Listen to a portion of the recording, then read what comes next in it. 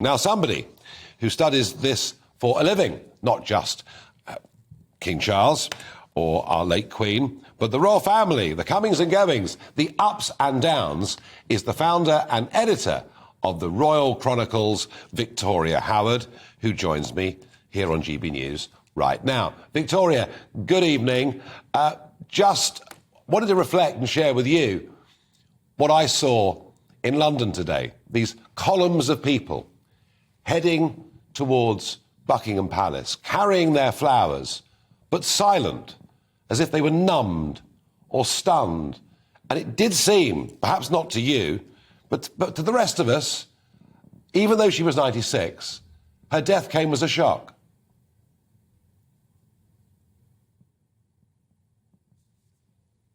I'm not quite hearing Victoria. It's kind of been that, taking it in and trying to come to terms with that loss.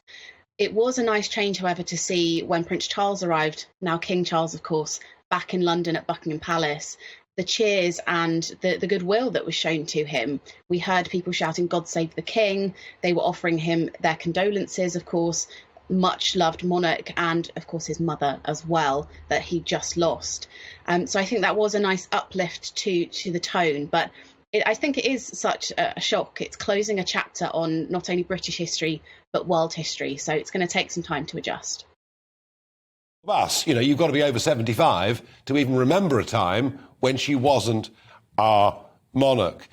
Do you think we're going to kind of move on from this and accept the fact that we've got King Charles? Or is it going to take him quite a long time, in your opinion? I think he is going to have to show quite quickly what kind of king he's going to be in order to win over some of those people who aren't necessarily fond of the monarchy or don't have particularly strong feelings towards Charles.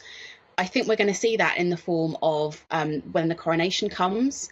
He is going to have a much more modern service that is much more reflective of society today, and that will be a multi-faith service. He will try and get all the different denominations involved, and that's something he's been doing for years, to try and have that cross-denominational, cross-religious dialogue, so people can be more cohesive as a nation. And we also saw that in his speech that was released today. It was very poignant, of course, talking about his dear mama on her last great journey to be joined with Philip once more. But he spoke about his hopes for his reign, how there's a chance for him as this new monarch to do some good in the world and continue the charity work, which he has done so diligently for decades. He's always been ahead of his time on conservation and environmental issues. And although he has to take a much more apolitical line now, there's still no reason that he can't highlight a number of those causes and continue to do that good. Well, Victoria, he's got to get the balance of that absolutely right. And by the way, for those of you watching this as opposed to listening, we're showing you live scenes from outside Buckingham Palace at the moment, and it's much the same as it's been for the whole of the day. People arriving quietly, placing their tributes, and then leaving shortly afterwards to be met by yet more that arrive with their flowers. Now, Victoria, he clearly has to get that balance right between saying things that he believes in and yet not being seen to be religious. But to come back to the first point you made just there, he did, in the King's speech, talk about the changes in Britain. He talked about the number of religions, the change of the mix-up of our country. But how does he square this problem? The coronation's going to come. And, by the way, when do you guess the coronation will be? So that usually takes about a year to plan. The Queen became Queen in 1952, in February 1952. She wasn't crowned until June 53. And of course, it's such a huge event. It really does take months and months of planning to get it just right. I just would have thought with this one, they might have had a bit more warning, a bit more thought. But yeah, maybe, I wonder whether next summer perhaps could be a possibility. I think that's a reasonable idea for when it will take place.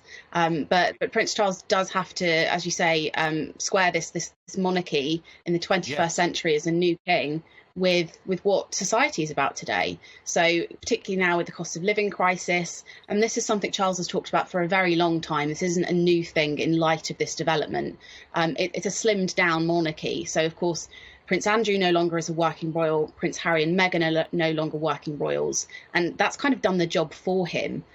He doesn't need to trim down too much further. Now we have Charles and Camilla, King and Queen, William and Catherine, Prince and Princess of Wales, Princess Anne. She's still a trooper when it comes to the number of engagements she does every single year.